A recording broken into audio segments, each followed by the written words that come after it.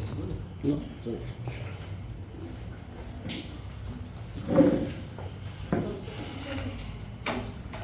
Graça e a paz. Amém. Em nome do Senhor e Salvador. Eu vou orar aqui primeiro, porque esse tema que a gente vai falar aqui, ele é, além dele ser bem negligenciado hoje pela igreja, porque não é à toa, é porque tem algo aqui que o inimigo não quer que as pessoas saibam, sejam dispersas pela mensagem que tem sobre o livro do Apocalipse, tá? Senhor, meu Deus, meu Pai, louvado seja o Teu nome, Senhor.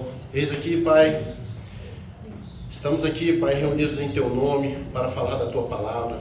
Queremos pedir, Pai, que o Senhor possa acampar os Teus anjos ao nosso redor, nos protegendo, nos livrando de todo mal, de toda seta, de todo dardo inflamado do maligno, Pai. Pai, que essa palavra que venha, Pai, venha direto do Teu trono, Senhor, que possa, Pai, despertar, Senhor, aqueles que dormem, Senhor. Pois, como diz nessa louvor que cantamos, Maranata, e que o entendimento da volta do Senhor, Pai, possa despertar nos corações das pessoas, Pai. E que o Senhor, Pai, possa nos blindar e nos guardar, Senhor. E que possa abrir os nossos olhos, tirando as escamas, Pai, para que possamos enxergar tudo que está acontecendo e assim não ser pegos de surpresa, Pai. Assim te agradecemos e colocamos na Tua presença, Pai, em nome do Senhor Jesus. Irmãos, o tema da mensagem aqui é a importância do livro das revelações, tá? Vou dar uma breve introdução. Assim, o Apocalipse, ele é pouco falado, poucos falam nas igrejas sobre o Apocalipse. A palavra, ela é muito, se você estudar ela assim superficialmente, ela dá muitos caminhos e muitas vertentes. Tanto que as religiões hoje, 99,9% das religiões que existem foram extraídas da Bíblia e de todas as vertentes que as pessoas podem seguir. Porém, se você aprofundar, você vai conseguir entender realmente a verdade que Deus quer que a gente saiba sobre esse tema, principalmente, tá? Porque quando eu falei com a Patrícia, eu falei assim, olha, a gente podia falar sobre o Apocalipse nessas reuniões. E quando a gente fala assim, nada é por acaso, é mais um motivo da gente ver qual é importante essa reunião que a gente faz aqui, esse culto a Deus e falar da palavra dele. Porque logo depois que a gente falou sobre isso, aconteceu o que está acontecendo em Israel, né? Então, assim, é muito propício da gente poder falar sobre o que a palavra está falando sobre esse tema, né? A palavra Apocalipse, ela no grego, ela tem um significado de retirar o véu, revelar a verdade. E foi uma revelação que o apóstolo teve ali na ilha de Patmos, tá? O livro do Apocalipse, ele é originalmente chamado livro das revelações. Tanto que no início ele começa a revelação de Jesus Cristo que Deus deu para mostrar aos seus servos as coisas que em breve acontecerá. O livro já começa falando dessa forma. E muita gente tem medo, assim, ou por não interpretar, ou achar que é um livro literário, ou um livro que ele não tem muito significado para o que a gente vive hoje, né? As pessoas realmente estão muito dispersas com isso, tá? O livro de Apocalipse, ele é de todos os livros da Bíblia o mais enigmático e também é o menos lido. Ele tem, e é o que as pessoas menos estudam por não conseguir compreender bem sobre ele, tá? E por quê?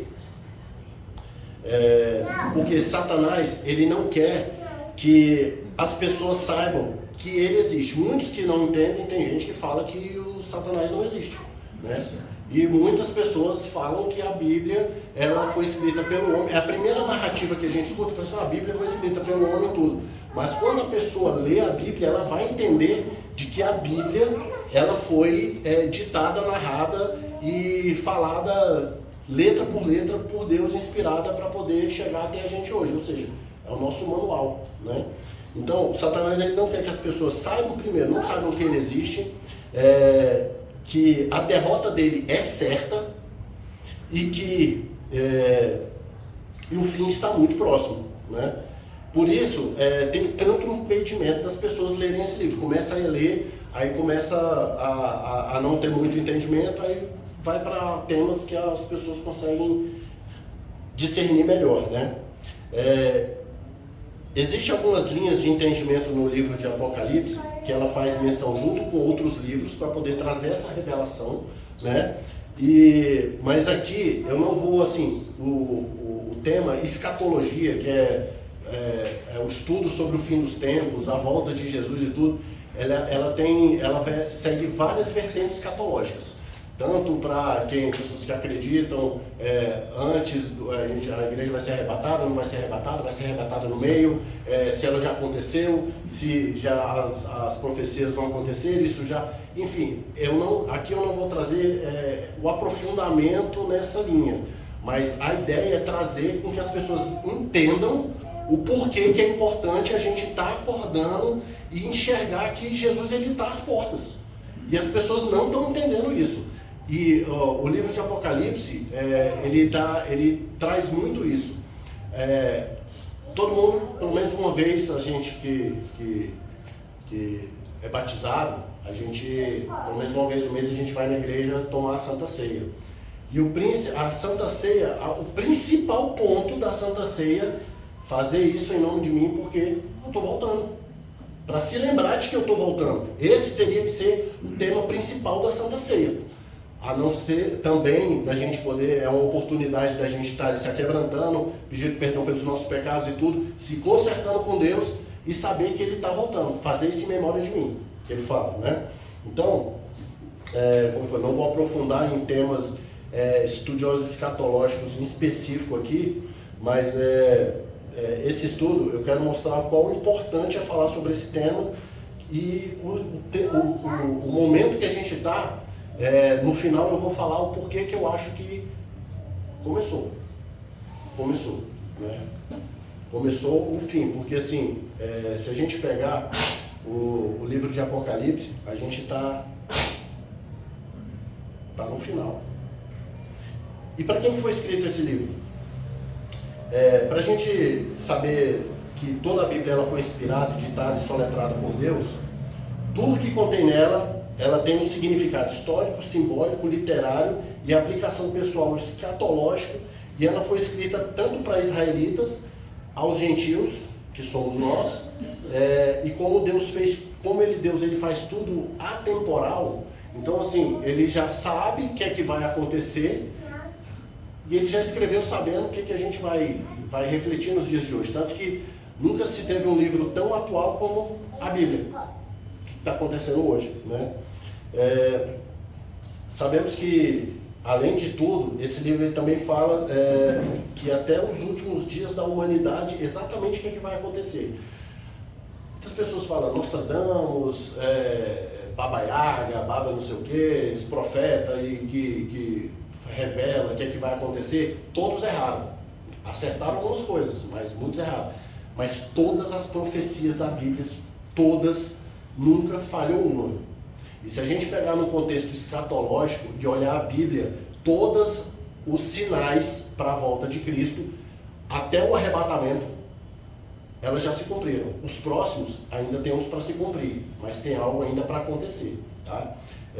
Eu falei, não vou entrar muito no mérito de quem acredita que a igreja passa pela tribulação ou não. Eu entendo todas as vertentes, já estudei todas, e aqui faz mais sentido para mim, porque é o seguinte, se você olhar superficialmente o Apocalipse, você facilmente vai ser levado para uma linha dessas, né? Mas a linha que eu entendo ela é um pouco mais profunda de estudo, e o que faz uma menção que um pouco mais na frente aqui eu vou explicar para vocês. E se olharmos pela ótica cronológica que a gente vive, já passamos por todos os períodos da Bíblia e acabamos percebendo que estamos vivendo os últimos capítulos e páginas do livro sagrado. Por exemplo, livro histórico. A gente pega lá de Gênesis a Apocalipse, a gente já passou pela Bíblia inteira. A gente já está ali, ó. Se a gente chegar ali, tem no livro de Apocalipse, aí tem as cartas para as 7 igrejas. E se você for ver até o capítulo 4, até ali fala da igreja. Depois não fala mais da igreja, a igreja só vai ser falada lá na frente. Ou seja, a gente está... E a igreja, e as cartas do Apocalipse, das igrejas do Apocalipse, ela faz menção sobre a igreja. Quem? Nós. Lá tem uma característica de cada um. da igreja.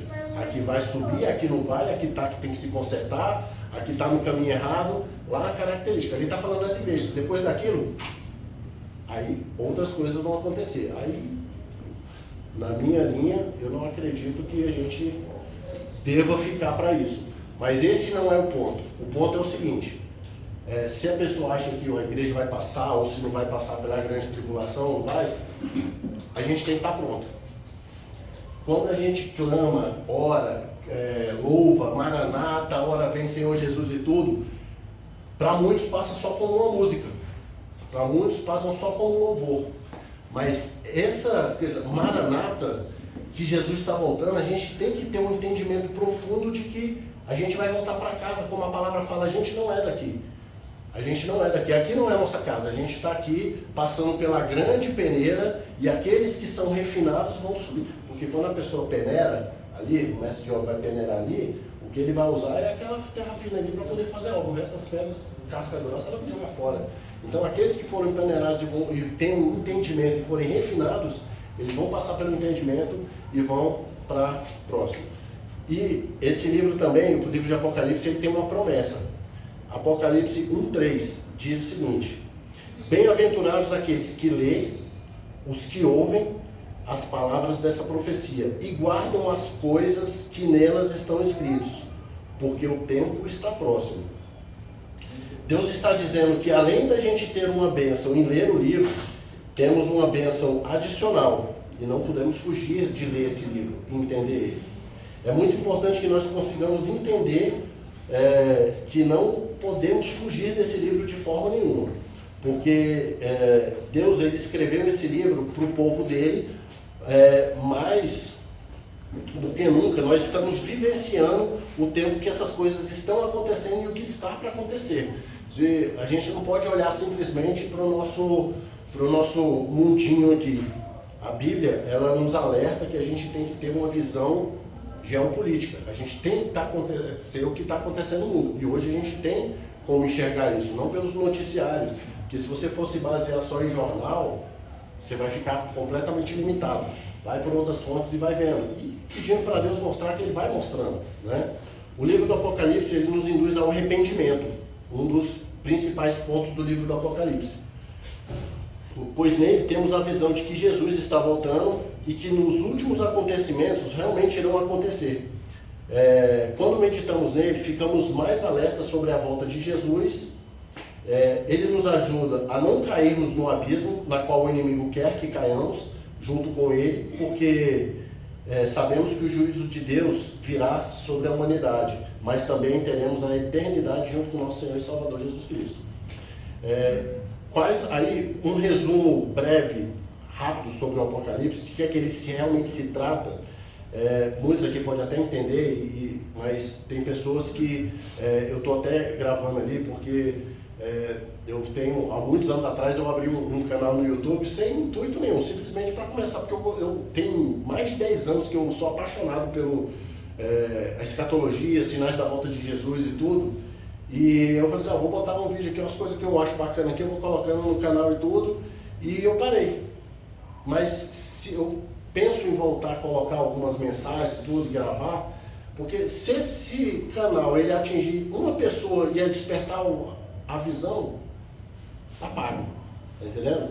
Então, esse assunto, no livro de Apocalipse, ele entra nos assuntos destacados que são a instrução de Cristo às 7 igrejas, que está de Apocalipse 2-3, a ira de Deus e o juízo divino sobre o mundo pecador, com a queda dos grandes impérios mundiais e a aniquilação dos sistemas satânicos, que está de Apocalipse 6, 8, 9, 14, 16 a 18, antes da segunda vinda de Cristo, Apocalipse 19 a 21, e o juízo final, que está em Apocalipse 20 até o final das últimas palavras.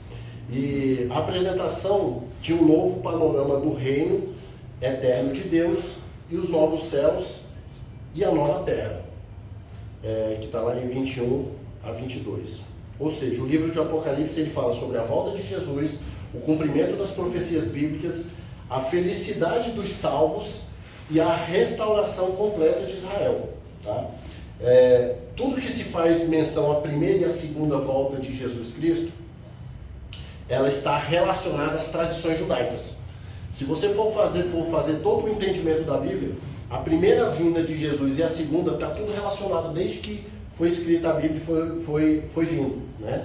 Então, agora assim, se a gente pegar e falar assim, em que parte da história da humanidade estamos no ponto de vista profético?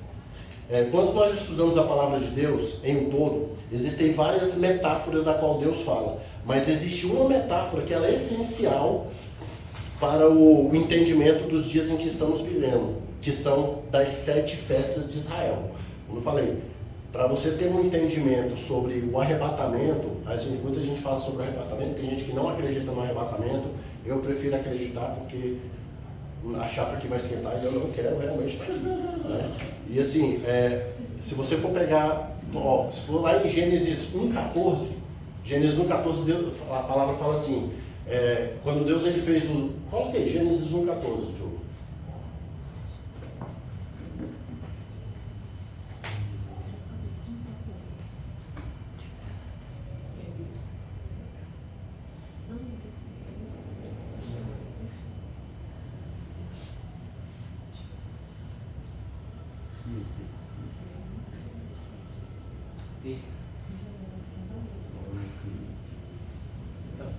Abre no seu celular aí, né, Felipe?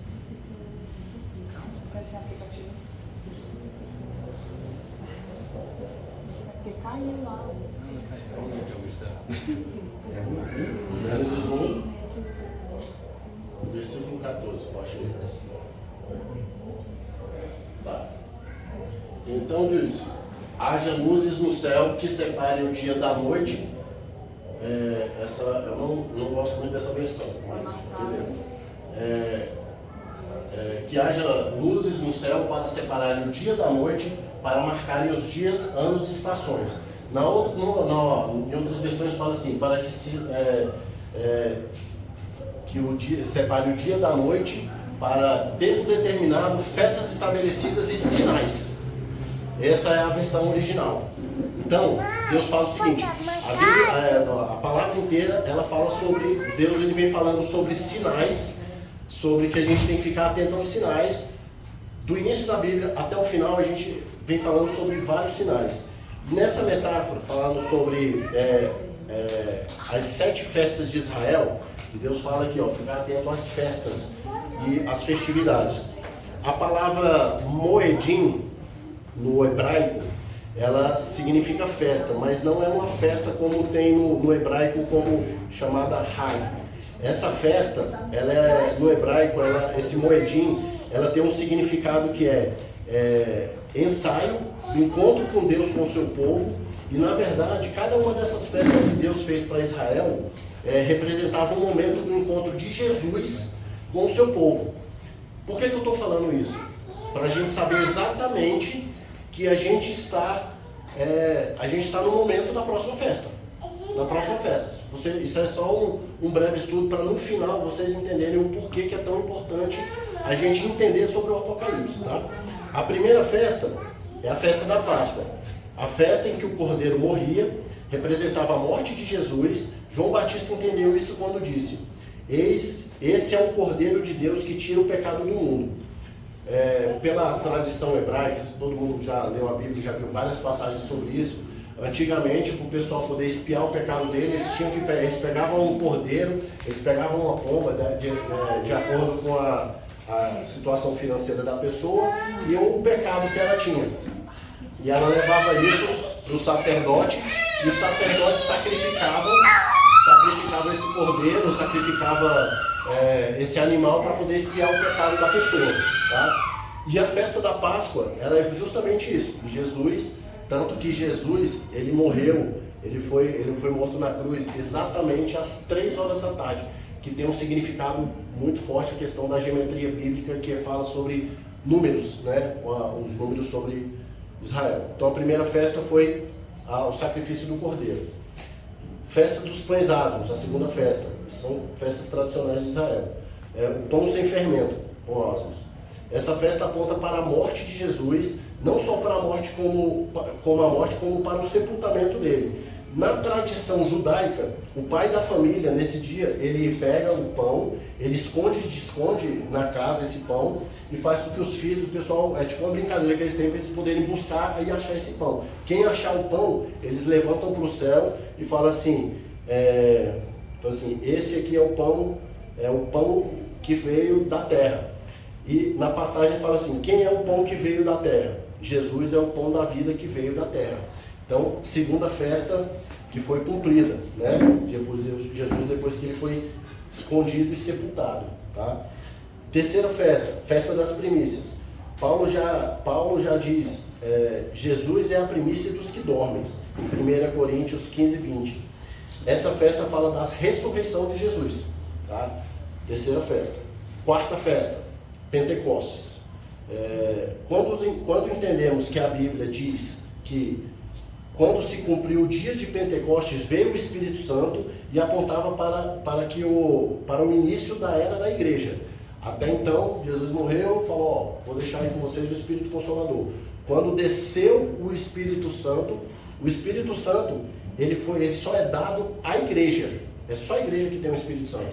A pessoa, quando ela aceita Jesus Cristo, automaticamente ela assim, se converte de verdade, o Espírito Santo vem sobre a pessoa. Então a gente começou a era da igreja, né? Que essa era que é a era que a gente vive hoje, tá? Tanto que a próxima festa ela vai apontar para o encontro de Jesus com o seu povo, tá? Só para você, um resumo. A festa da Páscoa é o encontro de Jesus com o seu povo através da sua morte.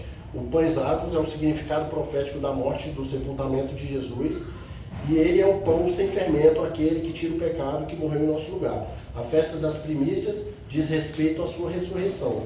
E a festa de Pentecostes diz respeito à descida do Espírito Santo, dando início à era da igreja. Aqueles que creem e aceitarem Jesus como seu único e suficiente Salvador, poderá receber o Espírito Santo. Sem isso, a gente sabe que a palavra não recebe o Espírito Santo. E a quinta festa, que essa daí é a próxima, tá? Que é a festa de trombetas. Essa festa aponta para o arrebatamento da igreja, que é o que o apóstolo Paulo diz na carta de 1 Coríntios, que é: eis que vos digo um mistério. Na verdade, nem todos dormiremos, mas todos seremos transformados num momento, ao abrir e fechar de olhos, ao soar da última trombeta. Pois a trombeta soará, e os mortos ressuscitarão incorruptíveis, e nós seremos transformados. 1 Coríntios 15, 51, 52. Só uma curiosidade.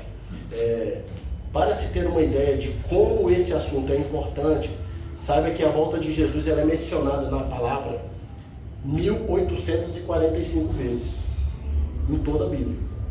Sendo que 1527 no Antigo Testamento e 318 só no Novo Testamento. E qual que é a próxima festa? A do arrebatamento. E a última, a penúltima, a sexta, que é o do Yom Kippur, a festa do perdão. Dia em que o povo judeu jejua, se aquebranta, se arrepende, reconhece seus pecados, ao seu entendimento e linha teológica, de que muitos outros irmãos falam da grande tribulação, período da história em que a humanidade, em que Israel irá ser perseguida e que vão aceitar Jesus como seu Salvador. E a última é a festa do tabernáculo, que é a festa do milênio, na qual a habitação de Jesus vem aqui e vai refazer o novo céu e a nova terra. O primeiro capítulo do Evangelho de João, no versículo 14, é o que fala: o verbo se fez carne e habitou entre nós. A palavra grega traduzida como habitou nesse versículo é um verdadeiro o neologismo, que é uma associação de uma palavra mais suave, né? Então, João fala assim: pois não se relaciona com a casa, habitação ou morada, mas com o tabernáculo. Trata-se de uma palavra chamada eskinosen. Essa palavra é um pretérito de um verbo na qual se fala sobre o significado de tenda e tabernáculo. Portanto, esse versículo, ele traduzindo, fica dessa forma: e o verbo se fez carne e tabernaculou com a gente. Jesus, ele se fez carne e ele é o próprio tabernáculo, tá? Dessa forma, estaremos traduzindo exatamente ao pé da letra nessa expressão, tá? Então a festa dos tabernáculos ele representa a presença de Deus aqui na terra e como ele sempre representou. E faz a menção aos 1000 anos, tá? Então, para que você, só para você poder entender sobre o arrebatamento, nós estamos vivendo a era da igreja, na qual já passou a festa de Pentecostes e a próxima festa do arrebatamento, tá? Quando você pega assim, para fazer a menção das tradições judaicas, tem, por exemplo, as 3 principais colheitas do povo de Israel o trigo, a cevada e a uva, tá? Isso aí já é um pouco mais aprofundado, só para vocês entenderem em que momento que a gente vai acontecer. Para você retirar o fruto, o pessoal poder retirar o fruto do trigo, eles iam geralmente para o alto de uma colina, né? E eles colocavam o trigo lá e eles ficavam jogando ela para cima, para que o vento mesmo pudesse separar o fruto da casca, né? E como eles iam colocar, dar as primícias para Deus, 10% das primícias das colheitas dele, quando ia começar a nascer, quando começava a nascer o trigo, eles iam lá e amarravam com uma fitinha vermelha as primeiras que eles iam ofertar para Deus, né? E quando crescesse, eles sabiam que eles iam poder ofertar para Deus, que seriam as primícias, né? Aí você vai pegando o Espírito Santo, o sangue de Cristo, que a gente foi marcado, e a gente as primícias, que vai ser entregue para Deus, e quando a gente for separado o casco, o nosso casco do nosso espírito, e for arrebatado, for levado, essa é a primeira colheita de Israel, a principal. A segunda, que aí eu acredito que vai ficar na tribulação, esse é do arrebatamento, da tribulação. A casca da cevada, da cevada, ela é dura, ela é mais densa. Para você poder tirar, o pessoal poder tirar ela, eles colocavam uma prancha em cima e o jumento ia puxando assim, ia quebrando essa casca para poder tirar o fruto, né? Eu não acredito em coincidência. O nome no hebraico antigo, dessa prancha, se chamava tribulon. Daí que vem a palavra tribulação, onde é retirado. Ou seja, aqueles que estão brincando, que estão dormindo, que estão achando que eu já escutei que Jesus vai voltar, uma hora ele volta aí, não sei o quê, e fica aí uma hora no mundo, uma hora na igreja, uma hora no mundo, brincando de crente, vai ser pego de surpresa. E esses aí, agora, se vai ter segunda chance ou não, aí já é outra linha profunda escatológica. Isso aí a gente acha que a gente tem que se preocupar em estar obedecendo. Como o Diogo falou, obedeçam a Deus. A palavra fala que para você amar a Deus, você tem que obedecer. Se você não obedece, você não ama a Deus. A pessoa, eu amo a Deus, mas você obedece a Deus? Não, então não ama. É bem claro, é bem simples. A pessoa acha que ama, mas não ama. Então, aí, essa daí é um casco mais duro, ou seja, aquelas que se endureceram o coração e não querem, simplesmente não querem desfrutar mais do mundo. Vou desfrutar mais do mundo aqui um pouquinho, depois eu volto para Jesus e ver como é que eu vou fazer o negócio. E tem aqueles que não aceitaram, só que Deus tem um tratamento diferente com eles, que é Israel, os judeus, que negaram Jesus. E a última colheita é o da uva. Como é que se extrai o fruto da uva? Pisando. Esses é o que a palavra fala aqui, que no final vão se arrepender. Eles, tem judeus messiânicos, que acreditaram tudo, mas tem aqueles judeus que falam assim, não, esses aí Deus tem um tratamento especial para eles. Tanto que vão vir as testemunhas, vão vir tudo para eles poderem se arrepender. E esses aí, vai chegar um certo momento, eles estão acreditando no Messias deles. Agora, se a gente olhar, agora vamos dar um salto para o que está acontecendo agora. Eu não acredito que essa guerra, tudo isso aconteceu, simplesmente foi, vamos invadir. Tem muito significado numérico dentro desse negócio, na qual foi induzido para acontecer isso, porque eles precisam fazer um reset e eles precisam que o Messias deles seja anunciado. Eu acredito que o anticristo já está no cenário, e que isso tudo já foi implementado para poder acelerar o sistema. para acelerar o processo. Jesus, ele andava assim, falando assim, não, mas vamos por aqui, Senhor. Não, tem que ir por aqui porque a palavra tem que se cumprir. Então tem que se cumprir. Ou seja, as coisas estão acontecendo porque tem que ser cumpridas. Por que Deus não acabou logo com isso tudo? Porque a palavra tem que se cumprir. E tudo está se acelerando para se cumprir. Ou seja, não tem mais tempo para ficar brincando de ser crente e achar que não vai ficar. Vai ficar. Vai ficar. Então, isso é o que o estudo de Apocalipse, eu fiquei por muitos anos, por que eu gosto tanto do livro de Apocalipse? Por que eu gosto tanto do arrebatamento? Por que eu gosto tanto da volta de Jesus? Tanto que na faculdade de teologia, o pessoal lá me chamava de profeta do Apocalipse. E o que eu falava que ia acontecer, não sei o quê, que eu achava que ia acontecer, o pessoal falava, não, para com isso, não sei o quê. Já está acontecendo hoje, já aconteceu bastante coisa nesse período. Então, assim, aí é o que eu fui entender. Porque você nadar e morrer na praia. Eu falei assim, estou servindo a Deus, estou fazendo um monte de coisa, chega lá no final, você dá uma escorregada. Isso me faz ficar firme e não me desviar nem para a direita nem para a esquerda. Ficar firme com a minha família,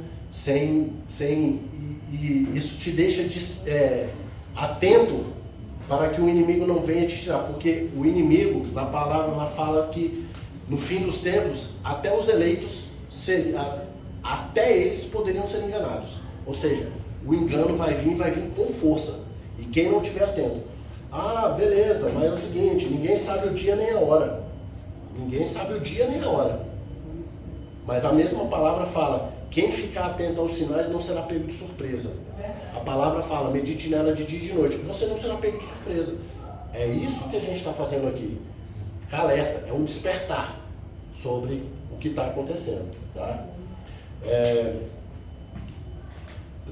Um dos capítulos que eu gosto bastante, que fala sobre pela forma que eu entendo, veja bem, eu acredito que a igreja não passa pela tribulação.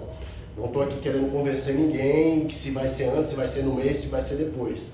Eu entendo todas as vertentes, que é mais coerente para mim, porque eu fui um pouco mais a fundo e entendi, e a que faz mais sentido para mim.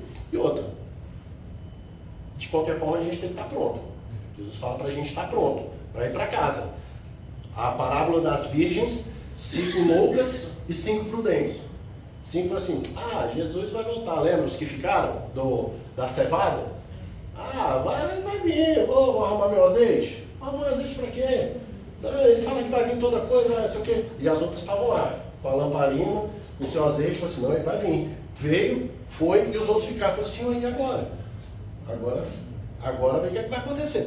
Pagou para ver, agora vai ver o que vai acontecer. Né? Então, o capítulo que fala por excelência do arrebatamento da igreja está em 1ª carta de Paulo aos Tessalonicenses 4 e 5. Eu vou sugerir a vocês aqui que depois vocês possam ler esses 2 capítulos de uma maneira um pouco mais tranquila, para vocês poderem entender o que eu vou falar aqui agora, tá?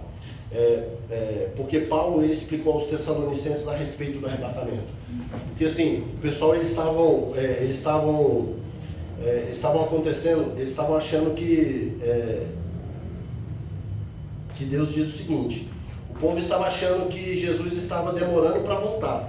Jesus tinha morrido, ressuscitado e tinha ido.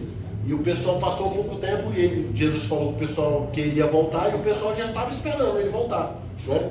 Então, alguns começaram a ficar frios na fé, começaram a ficar tristes, algumas pessoas que eles amavam começaram a morrer e começaram a ter dúvidas no meio do povo.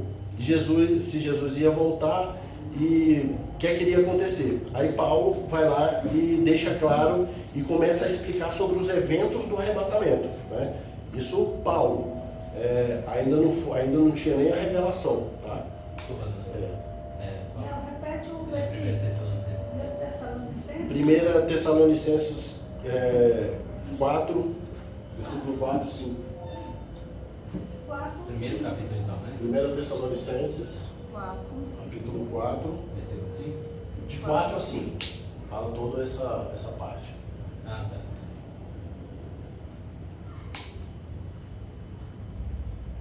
O capítulo 4 e o 5 todinho você vai entendendo o que é que Paulo estava falando sobre os Tessalônicos, tá? Aí Paulo, ele explicou aos Tessalônicos a respeito do arrebatamento. Porque o que estava acontecendo, Deus diz o seguinte: o povo estava achando que Jesus estava demorando a voltar, então alguns começaram a ficar frios na fé e começaram a ficar tristes. Algumas pessoas, isso aqui é só um resumo, depois vocês dão uma esmiuçada ali. Algumas pessoas que eles amavam estavam morrendo e começou a haver algumas dúvidas em meio ao povo. E Jesus, e se Jesus voltar, depois que nossos amados morrerem, eles vão perder a ressurreição? Era o questionamento pessoal. E aí Paulo deixa bem claro e começa a explicar sobre o evento do arrebatamento. Graças a Deus por aquela dúvida, e ele começou a explicar de uma maneira bem maravilhosa, né? Vou fazer isso para Tessalonicenses 4, 13 e 14. Quando Paulo responde algumas perguntas, ele diz assim: não quero, porém, irmãos, que sejam ignorantes acerca dos que dormem, para que não vos entristeçam, como os demais que não têm esperança. Porque cremos que Jesus morreu e ressuscitou. Assim também, os que em Jesus dormem, Deus os tornará a trazer com eles. Paulo, ele usa um eufemismo nessa parte aí. Esse eufemismo, ele é uma figura de linguagem que faz com que ele suaviza a expressão, né, de morte. Então, assim, é uma maneira mais delicada que Paulo fala para os crentes que morreram e não vão usar a palavra. O pessoal fica assim: poxa, meu parente aqui morreu, eu amava muito ele vai perder a salvação? Então, por isso que Paulo usa, fala assim, aqueles que dormem. Que ele usa assim, tanto no grego quanto no hebraico, uma palavra ela tem um significado. Então, assim, por exemplo, você vai ter duas palavras que, se a gente traduzir aqui para o português, vão ser a mesma palavra, mas se você for lá no hebraico, ela tem um significado diferente, ela dá todo o entendimento do que a gente precisa saber sobre a palavra, tá? E nesse caso dos que dormem, na palavra do grego, thanatos, que é uma palavra também representada a morte espiritual, tá? Então, eles não gostavam de usar essa palavra para os crentes. Então, quando ele vai falar para os crentes dos que morrem, ele usa a palavra os que dormem, tá? Aí a gente vai para Mateus 24, 32, que é onde fala uma outra linha sobre que é muito conhecida, Mateus 24, sobre o fim dos tempos, né? Então, além do que Jesus fala no fim dos tempos, que haveriam guerras, rumores de guerras, fomes, terremotos, pestes, nação contra nação, reino contra reino, violência, o amor de muitos esfriaria, iniquidade se multiplicando, surgimento de falsos profetas, ele estava descrevendo os nossos tempos hoje. Os sinais mostram que ele falava da nossa geração. E nunca foi tão claro, porque é o seguinte, é o que eu falo, a segunda vinda de Jesus, o fim dos tempos começou quando Jesus ressuscitou. Há 2000 anos atrás começou o fim dos tempos. A gente está no fim dos dias, últimas palavras, última linha, a gente está ali, eu acredito ali, a gente está beirando ali o Apocalipse 4. Depois, o que vai acontecer depois, eu não quero estar aqui para ver. Eu quero estar lá no caso, vou fazer uma outra menção de tradição judaica. Você vê que tudo realmente faz tradição judaica. Até o tabernáculo que Moisés fez no deserto, as medidas que Deus deu para ele são exatamente as medidas do covado de Jesus. Então, assim, tudo faz menção à primeira e à segunda vinda de Jesus. Se você pegar o casamento, por exemplo, o casamento judaico hoje, olha a simbologia. O pai vai lá com o filho, e combina com ele, vai lá conhecer a noiva, fala assim, beleza, vou conhecer sua noiva, é o seguinte, agora ele vai lá, paga o dote, ele pega o filho e volta para casa. Fala assim, agora vamos para casa. A gente vai construir a casa, depois que construir a casa, aí você vai lá, busca a sua noiva, e pela tradição judaica, quando ele busca a noiva, ele sai de lua de mel com ela por 7 dias, depois o noivo vem e apresenta ela para todo mundo. Isso é uma tradição antiga judaica, né? Ou seja, Deus veio com Jesus, falou assim, tá aí a sua igreja, Jesus voltou para o Pai, tá lá arrumando a nossa morada, só está esperando a ordem. Por mais que a casa estivesse pronta, O noivo só vai buscar a noiva quando o pai autoriza. Fala assim, ó, vai lá buscar a tua noiva. Quem é a noiva? Nós. E a gente vai por quê? Para as bodas do cordeiro. Nós somos a noiva e a gente vai para o casamento. Uma das linhas que eu acredito que a igreja não passa pela tribulação é que eu não acredito que Jesus vai deixar a noiva dele levar um sacode antes do casamento. Então, foi assim, a noiva tem que ir imaculada, bonitinha para o casamento. Então, ele vem aqui, quem é a noiva? Os fiéis. Agora, ser fiel no dia de hoje que a gente vive, que é difícil. Ser realmente buscar a Deus e amar a Deus verdadeiramente, né? Tem uma outra passagem, que essa daí é um pouco mais forte, que me fez refletir por muitos anos, né? A parábola das 4 sementes que foram jogadas no caminho, né?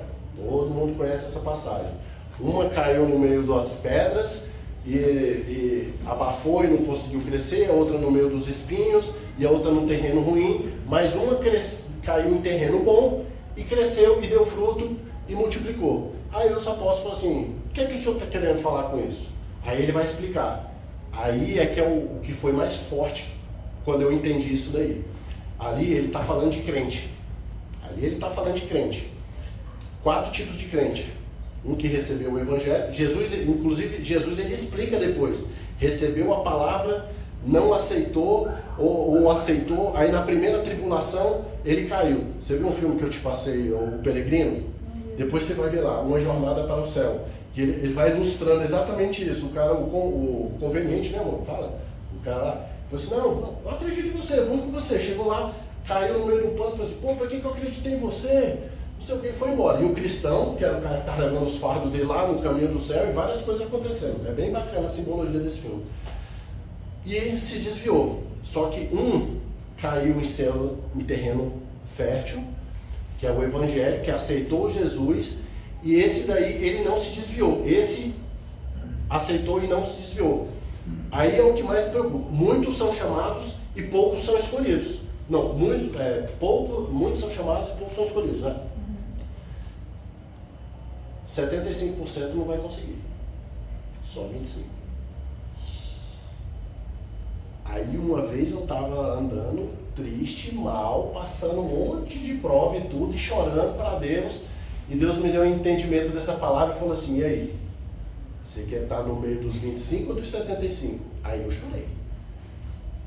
Tava eu e minha esposa, eu fui para casa chorando, debaixo de chuva, no pé, sapato furado, oh meu Deus do céu.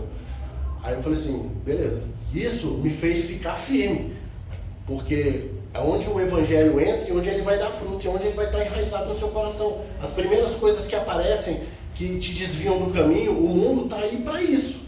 O mundo está com que você... Satanás, ele não quer que você entenda o que está para acontecer, porque ele quer levar o pessoal para lá.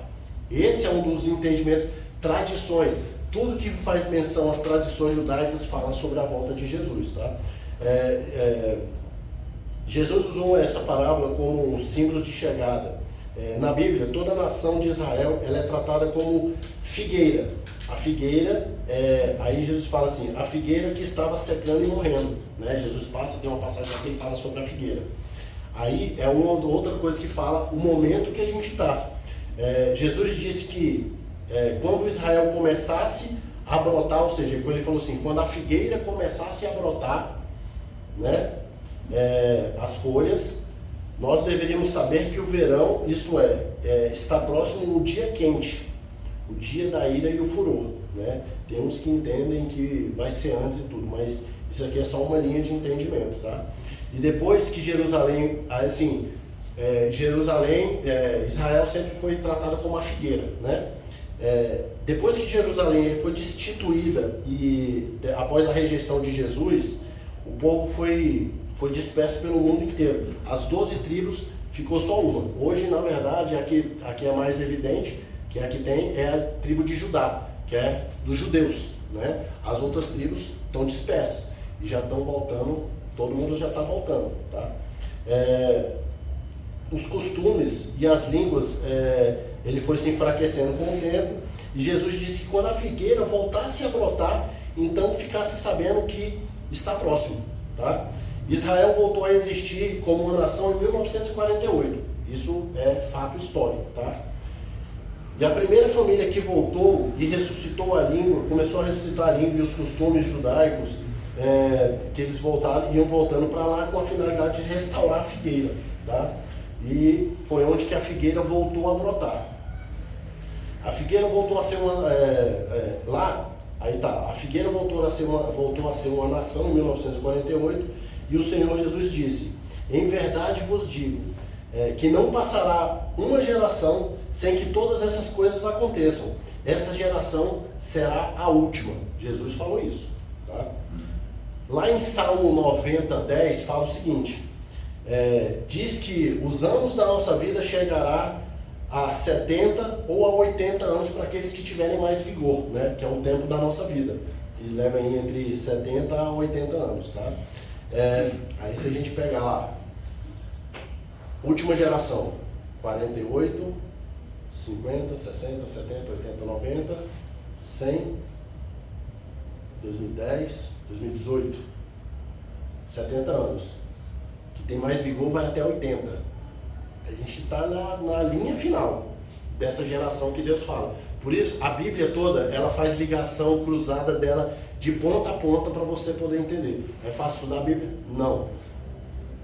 Por isso que existem muitos cursos para você se aprofundar num tema. Pega um tema, se aprofunda nele ali, se aprofunda em outro. Esse aqui que eu estou trazendo para vocês é um resumo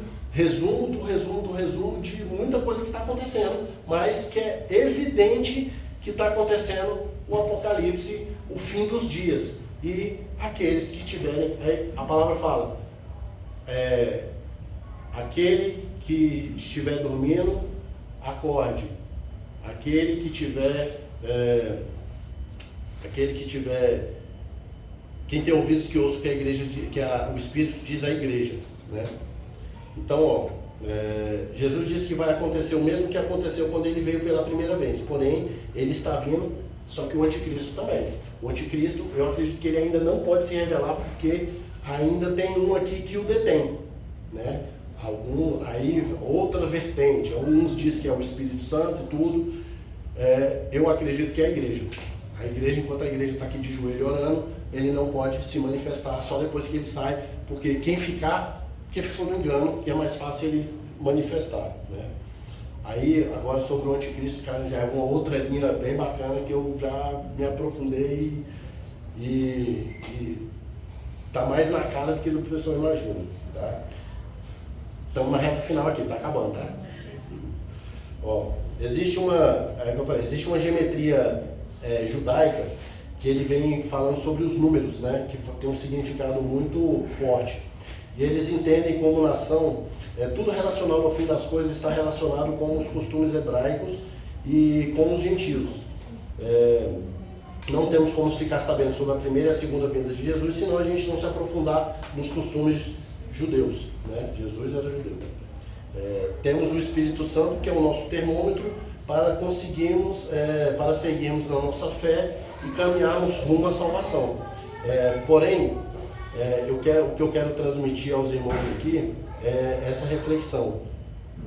Aonde que está nosso coração nesse fim dos dias?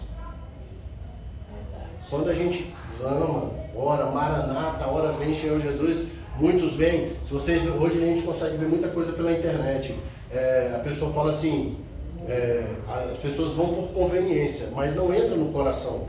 A pessoa, eu vi até um engraçado esses dias, a menininha no elevador lá assim, aí entrou uma pessoa, chegou pra menina, cumprimentou a pessoa, aí tinha um cara lá quietinho olhando, aí veio outra pessoa, entrou no elevador, olhou a menina, aí o cara ficou olhando e falou assim, olhou pra menina, ele se moldou aquilo ali.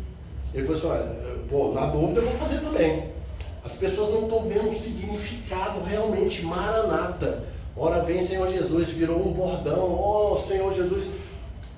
A gente tem que ansiar, a palavra fala que a gente tem que querer voltar para casa, aqui não é nossa casa. E está chegando. E quem não ficar atento vai ficar. Vai ficar. Espero que todo mundo aqui suba, quem não ficar, lembre dessas palavras. Pessoal, olha, pode ser que ainda tenha outra chance. Pode ser que tenha outra chance. Aí agora é já outra linha de entendimento que eu não quero ficar para saber. Né? Vou fazer igual você, eu não quero lembrar não.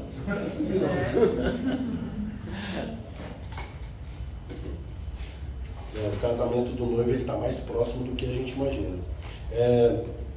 Aí eu falei já da menção sobre o casamento judaico, né, que quando o pai determina. Em Mateus 24, Jesus responde aos seus discípulos e lhes fala sobre os sinais que mencionei desde o início da pregação das guerras.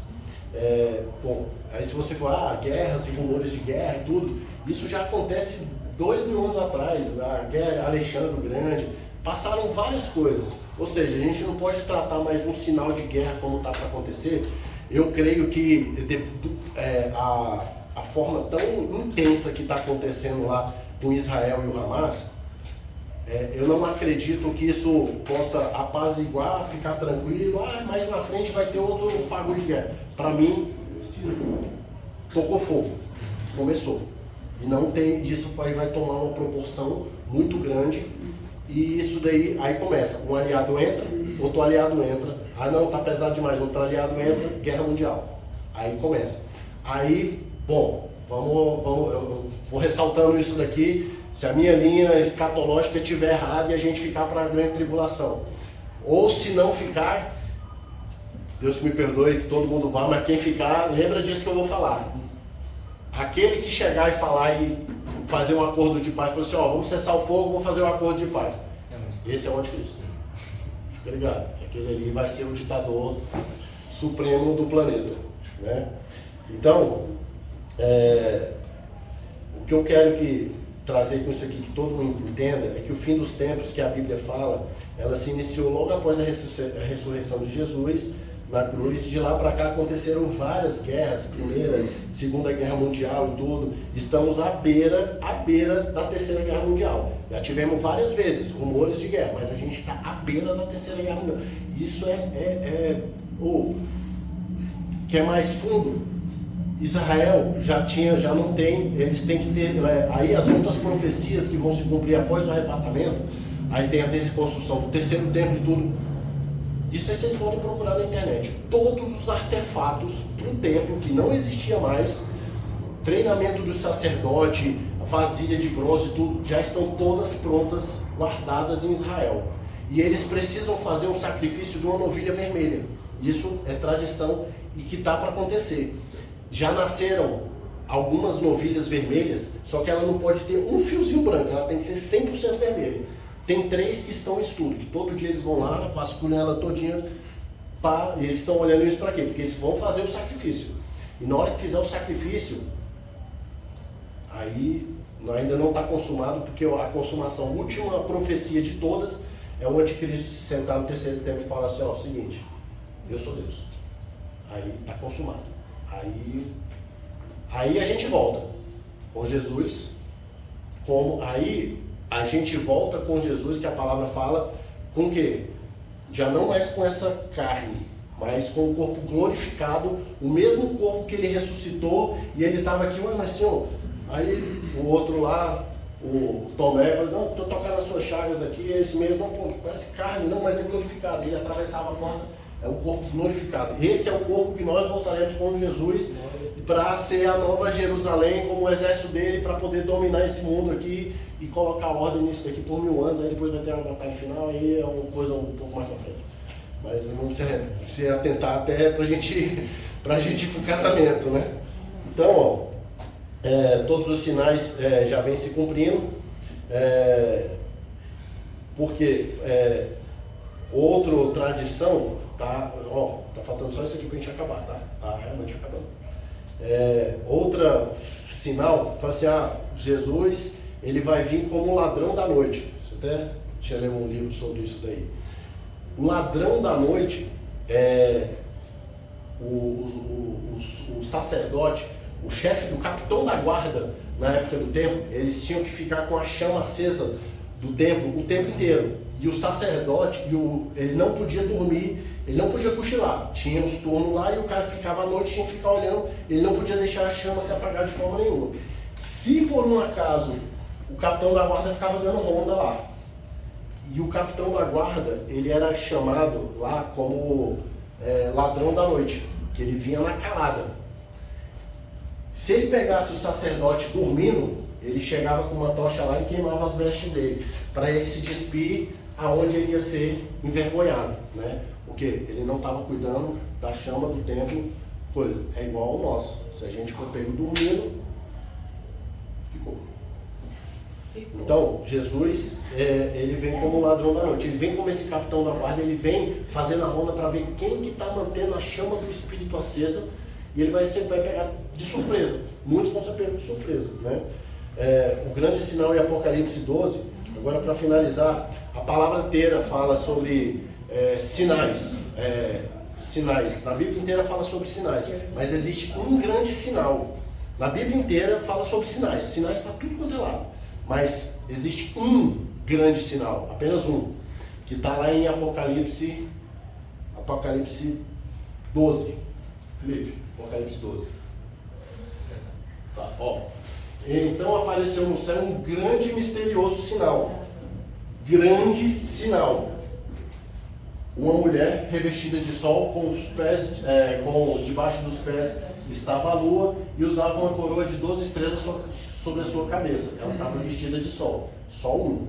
Vamos até sol 1. A mulher estava grávida e gritava com dores no parto.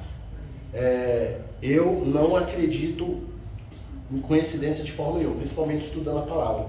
Existe eu lembro isso, ficou muito marcado, foi bem quando eu casei, que eu estava atento nesses sinais, e teve um grande sinal que aconteceu, porque assim, as pessoas elas tendem a colocar Deus dentro de uma caixinha, dentro do seu mundinho aqui e tudo, e não lembra que Deus criou os universos e que tem planetas e estrelas há trilhões de anos-luz estourando e fazendo sons, que é mencionado em Salmo 145.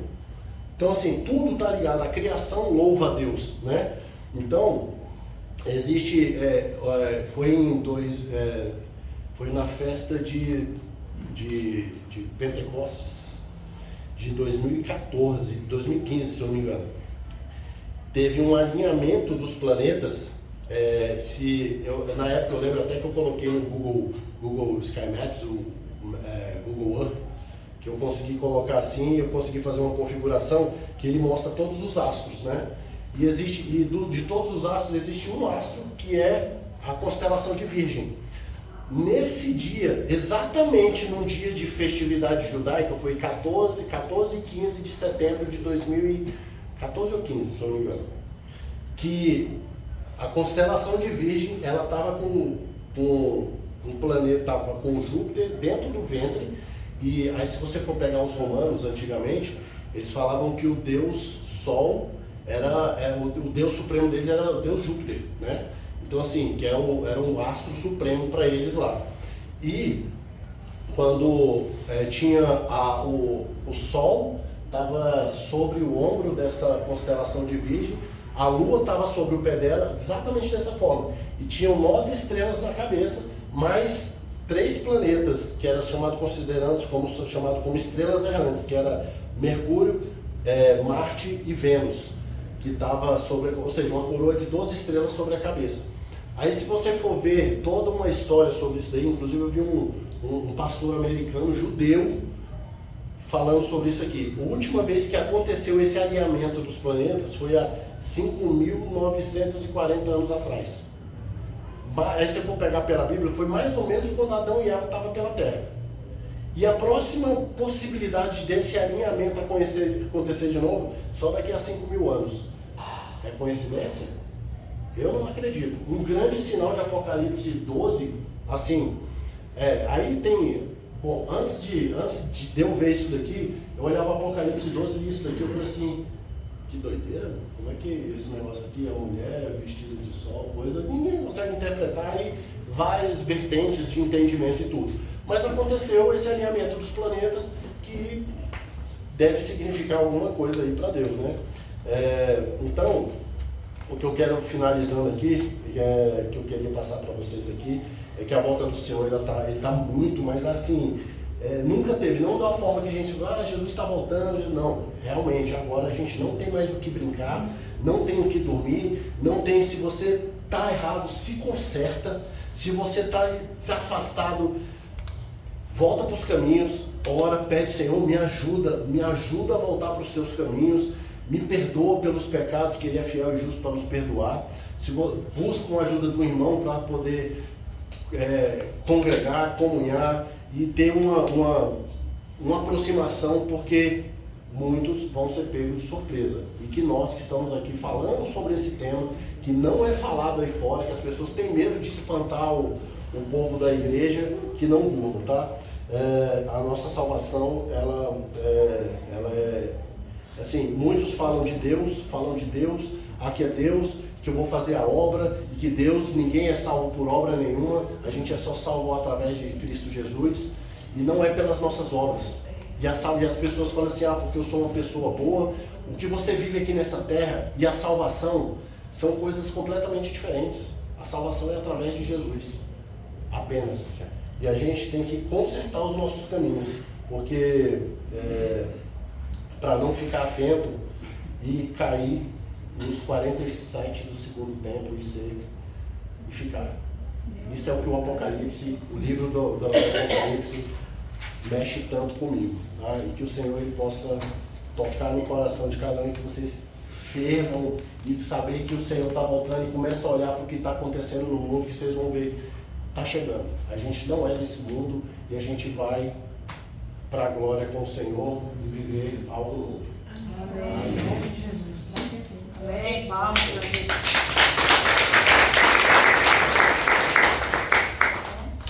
Gente, eu queria compartilhar um negócio rapidão. Nunca compartilhei.